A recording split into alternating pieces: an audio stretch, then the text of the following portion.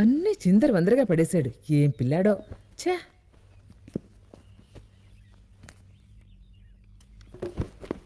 కృష్ణ కృష్ణ, ఎలా వేగాలో ఈ పిల్లాడితో.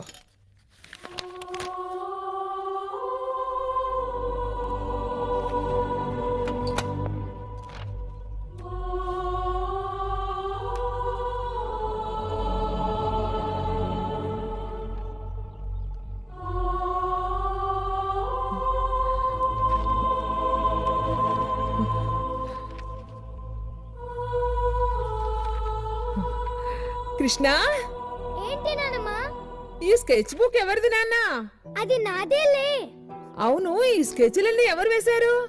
అరెరే, పెద్దవాళ్ళు అప్పుడప్పుడు చిన్నపిల్లల్లా మాట్లాడతారు ఎందుకు? బుక్ నాదైతే స్కెచెస్ కూడా నేనే వేసి ఉండాలిగా. చిన్న పిల్లలు పెద్దవాళ్ళు చేసే పనులు చేస్తే పెద్దవాళ్ళు చిన్న పిల్లల్లా మాట్లాడతారు. నేను మాట అడుగుతాను చెప్పు, ఇంత అందమైన స్కెచ్లు నువ్వెలా వేశావు? దీంతోనే. ఇదిగో చూడు, ఇప్పుడే వేశాను నీ స్కెచ్. ఎలా ఉందో చెప్పు. భలే ఉందే, ఏది చూడండి. రోహిత్ కూడా స్కెచ్లు వేయడం అంటే భలే ఇష్టం. డాడీ కూడా స్కెచ్లు వేసేవారా? చిన్నప్పుడు రోహిత్ కూడా నీలాగే ఉండేవాడు. బాగా చదివి చదివి అలసిపోయాక స్కెచ్ బుక్ తీసుకుని కూర్చునేవాడు. నేను కూడా మా డాడీ లాగే అవ్వాలనుకుంటున్నాను.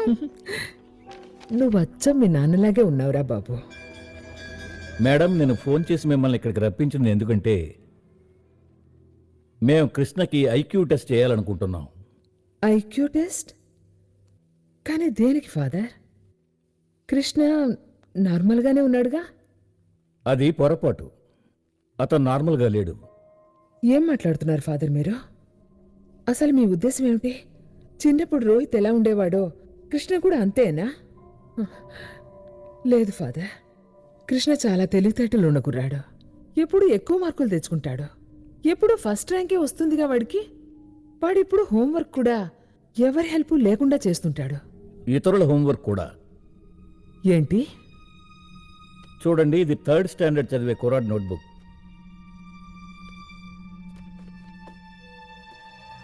ఇది మా కృష్ణ హ్యాండ్ రైటింగే. అవును, కృష్ణే ఆ కుర్రాడు మ్యాథ్స్ హోంవర్క్ చేశాడు.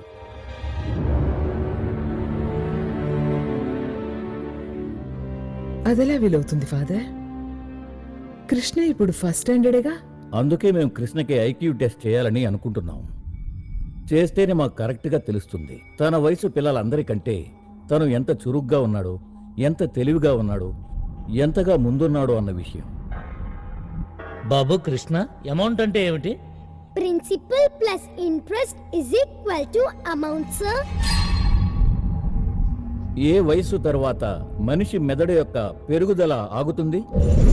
15 ఏళ్ల వయసు వచ్చిన తర్వాత ఫాదర్.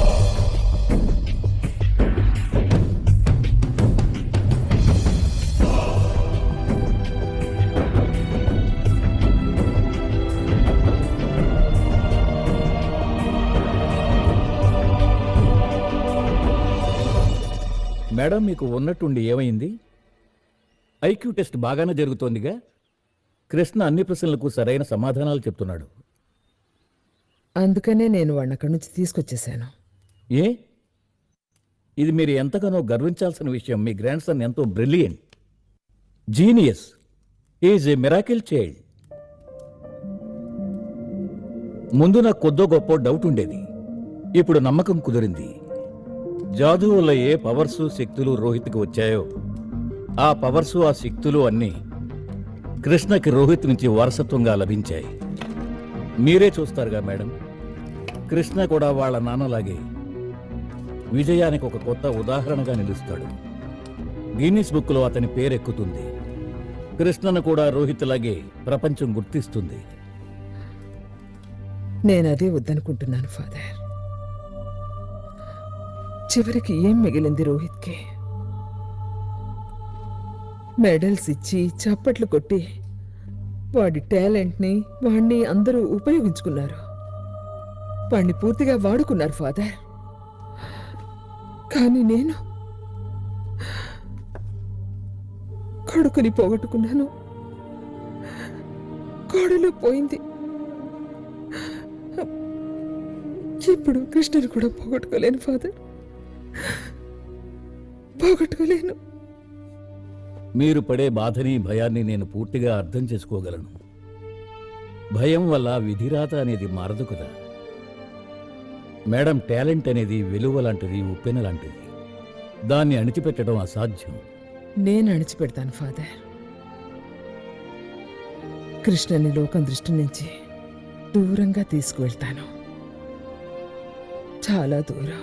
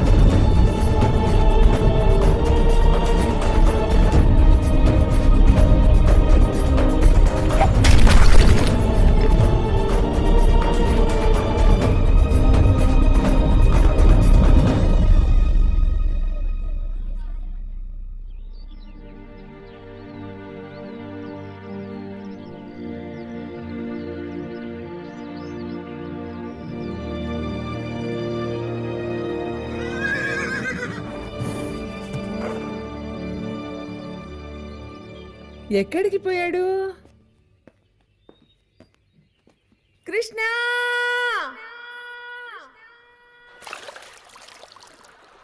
వస్తున్నాను నానమ్మా. పదరా పద, ఇంటికి ఎవరు ముందు వెళ్తారో చూద్దాం.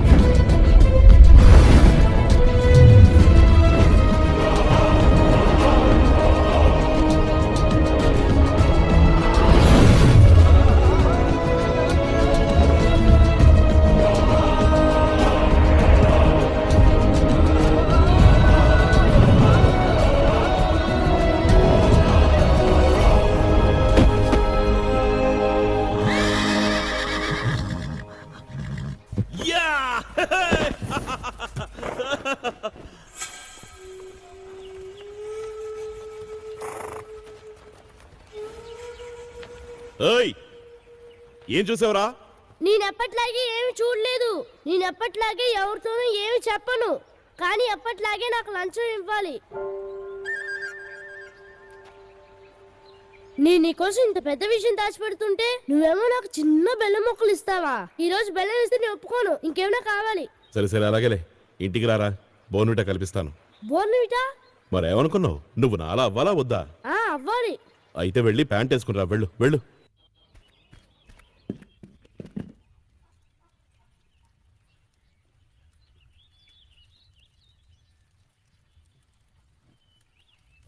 కృష్ణ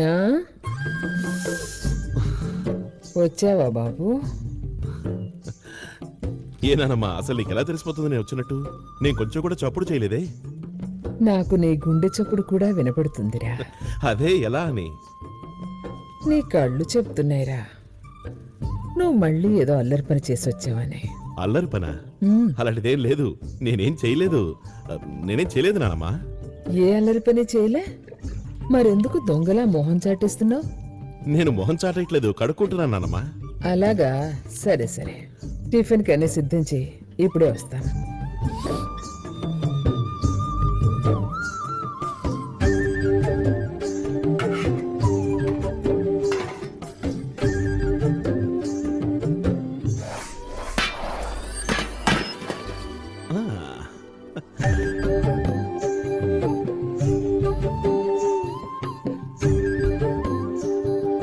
నేను ప్యాంట్ వేసుకొచ్చాను.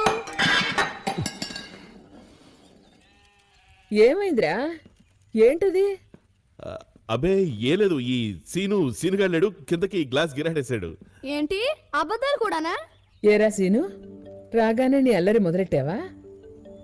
నిజం చెప్పు కృష్ణ, లేకపోతే నేను చెప్పేస్తాను. చెప్పు, ఏం చెప్తావు చెప్పుకో. నువ్వు చెప్పమన్నాగా చెప్పేస్తాను. ఈ రోజు మన కృష్ణ గుర్రం కంటే స్పీడ్ గా పరిగెత్తుకొచ్చాడు. ఏమిటి? గుర్రం కంటే స్పీడ్గానా? అసలు అదేమంత పెద్ద గొప్ప విషయం. అలాగా, మరదో అదేంటి? అదే నువ్వు ఆ కోతుల కన్నా వేగంగా కొండ మీదకి ఎక్కేవే, అది. ఈ విషయం తెలుసా మామగారు? అక్కడ అమ్మవారి గుడి దగ్గర ఒక పెద్ద కొండ ఉంది కదా, దాని మీద నుంచి కృష్ణ కిందుంటే నదిలోకి అమాంతం దూకేశాడు. నేను పోయాడు అనుకున్నాను, కానీ వచ్చేసాడే. కృష్ణ, ఎందుకురా ఇలా చేస్తావు నువ్వు? నీకు పదే పదే చెప్పిన తర్వాత కూడా ఎందుకురా ఇలాంటి పనులు చేస్తావు? మన నీకేం చెప్పటావు నానమ్మా? నువ్వే చెప్పు. నా ఒంటరితనాన్ని ఎలా పోగొట్టుకోమంటావు? నన్ను ఎవరితో స్నేహం చేయమంటావు? నా వయసు కుర్రాళ్ళందరూ చదువులంటూ ఉద్యోగాలంటూ టౌన్కి వెళ్ళిపోయారు. ఇక్కడున్న వాళ్ళు ఎవరూ నాతో స్నేహం చేయడం లేదు. నేనేమో వాళ్ళలాంటి వాడిని కాదట.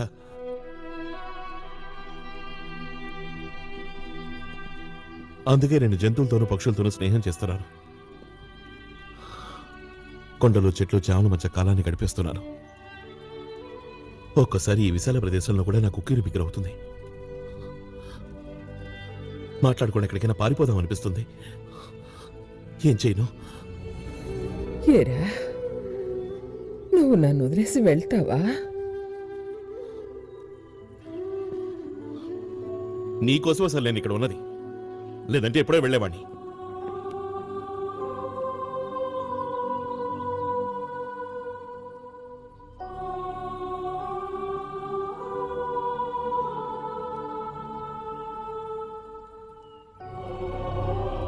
కృష్ణ పెద్దవాడయ్యాడు రోహిత్. నా మమకారంతో వాడిని ఇంకెంతకాలం కట్టిపడేయగలనో అర్థం కావటం లేదు. రోహిత్ వాళ్ళ అమ్మ, రోహిత్ కొడుకు ఎక్కడున్నారు ఫాదర్? ఇన్నేళ్లలో నేను ఈ ప్రశ్నని మిమ్మల్ని అడగడం ఇది మూడోసారి. ఎప్పుడు అడిగినా నా సమాధానం మారదు. రోహిత్ వాళ్ళ అమ్మగారు ఎక్కడున్నారో నాకు తెలియదు. I really don't know. ఎందుకు మీరు పదే పదే వచ్చి అనవసరంగా నా టైం వేస్ట్ చేస్తారు? ఎందుకంటే మీరే రోహిత్ వాళ్ళ కుటుంబంతో సంబంధం ఉన్న ఆఖరి వ్యక్తి. రోహిత్ వాళ్ళమ్మ మనవడితో సహా మాయమయ్యే ముందు చివరిగా కలిసింది మిమ్మల్ని. మీకు వాళ్ళు ఎక్కడున్నారో తెలుసు, అయినా మీరు అబద్ధం చెప్తున్నారు. వాట్?